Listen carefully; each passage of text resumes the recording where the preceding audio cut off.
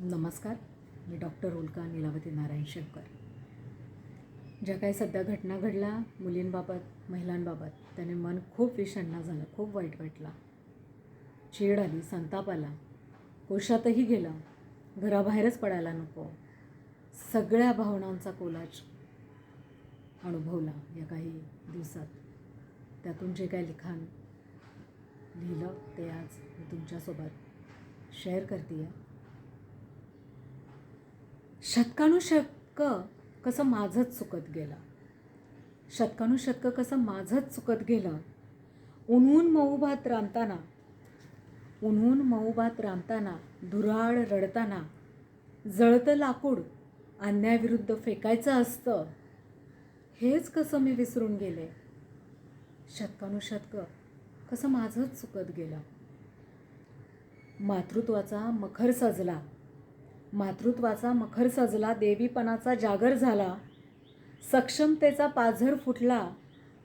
या साऱ्या खोट्या जाहिरातांना मी भुलत गेले, या साऱ्या जाहिरातींना मी भुलत गेले. शतकानुशतक कशी मीच चुकत गेले. झाली कोणाची वाकडी नजर तर तिथेच ती सरळ करायची असते.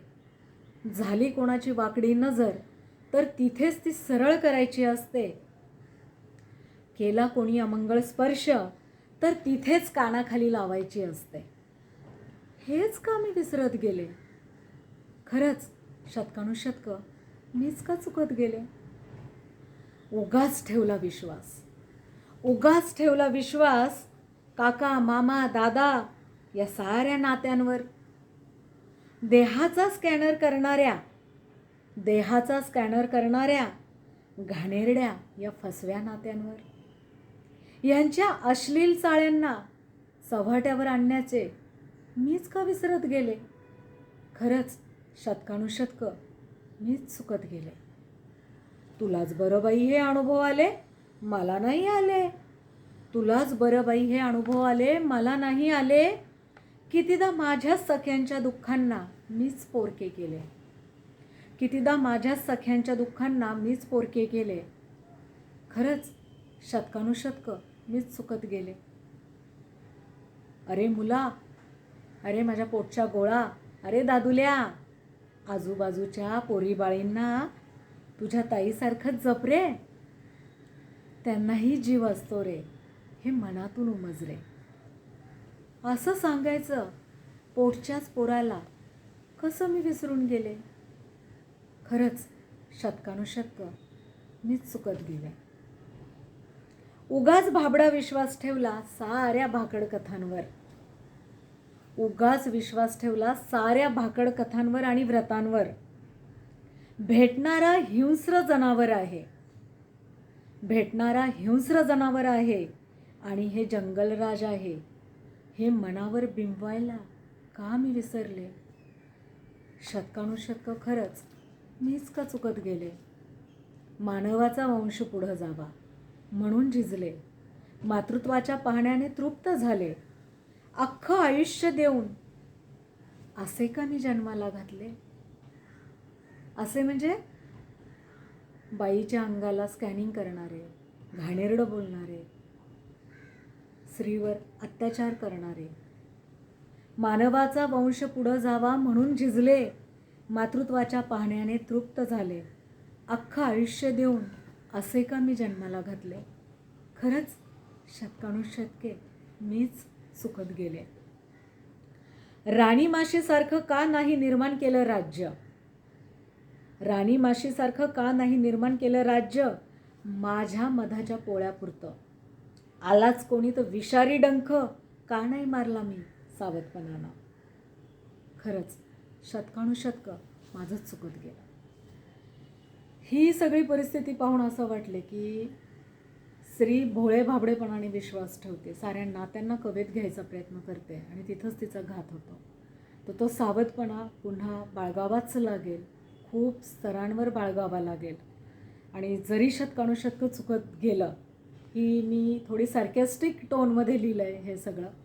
खरं बाईचंच चुकलं असं सगळं म्हणतात म्हणून हे सार्कॅस्टिक टोनमध्ये लिहिलं आहे.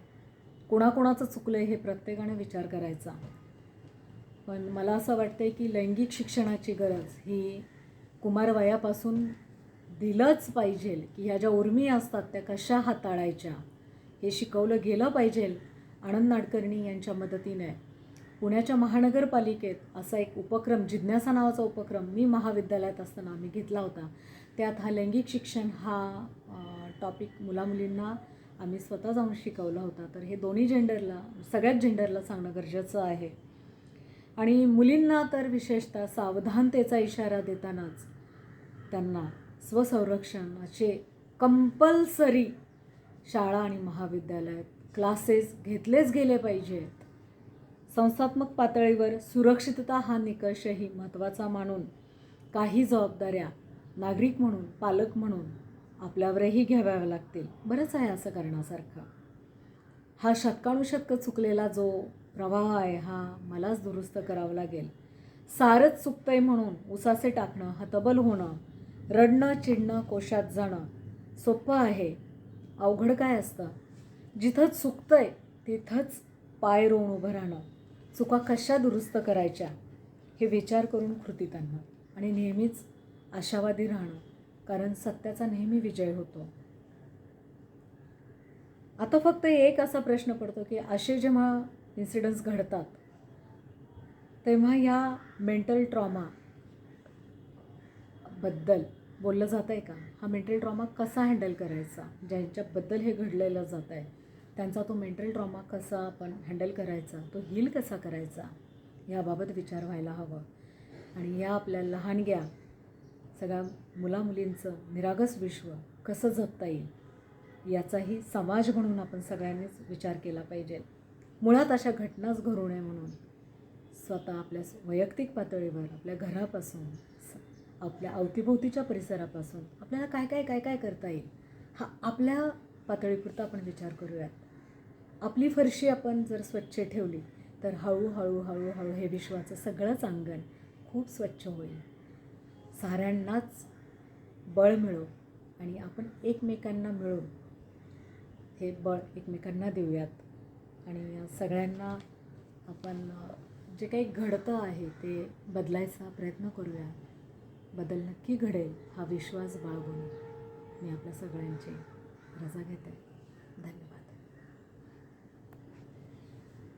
आणि हो, रजा घेण्यापूर्वी एक मात्र नक्की सांगेल, माझ्या शरीरावरच नाही तर माझ्या संपूर्ण जीवनावर हा फक्त हक्क माझाच आहे. त्याच्यामुळे तुम्ही कितीही म्हणा की तुझंच चुकत आलं, तूच चुकली, तरी पण हे अख्खं आयुष्य हे कसं जगायचं, कशा पद्धतीने जगायचं हे मी ठरवणार आहे. आणि ते चुकलं की बरोबर हे मत मांडण्याचा सुद्धा अधिकार कुणाला दिलेला नाही आहे. धन्यवाद.